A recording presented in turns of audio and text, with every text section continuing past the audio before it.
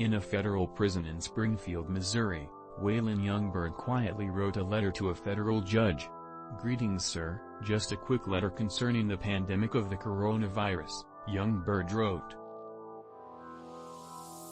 "Many of us are at high risk of getting this virus because of our health conditions, the overcrowding conditions here and the uncleanliness of this prison medical center."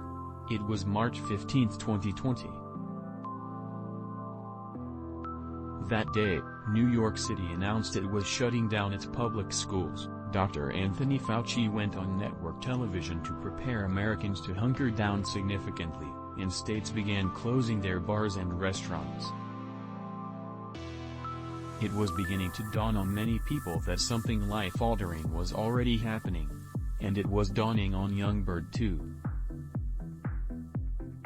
He had been in the medical center for federal prisoners in Springfield since the previous September, sentenced to 11 years for charges related to dealing methamphetamine.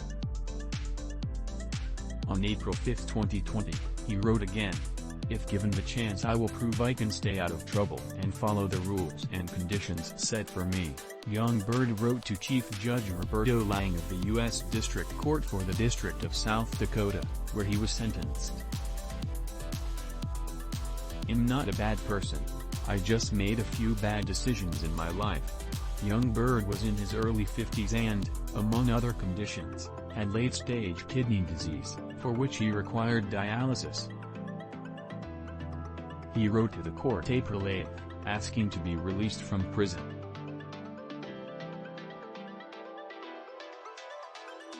By then, the coronavirus was spreading rapidly throughout the country. "Once a guard or staff member brings it in here, it will spread," he wrote again April 19, this time to the 8th U.S. Circuit Court of Appeals.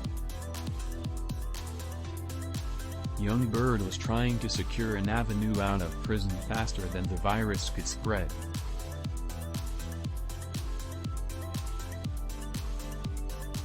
Over the past 2 years, thousands of other federal inmates argued the same grim position, trying to use an established process to petition for release before their time in prison effectively became a death sentence. Many of them ultimately lost. Eventually, Young Bird would too.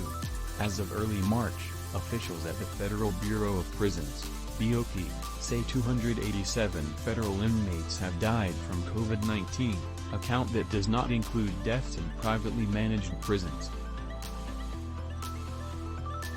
Bureau officials have been saying since the beginning of the pandemic that they have a plan to keep the situation under control, but an NPR analysis of federal prison death records suggests a far different story.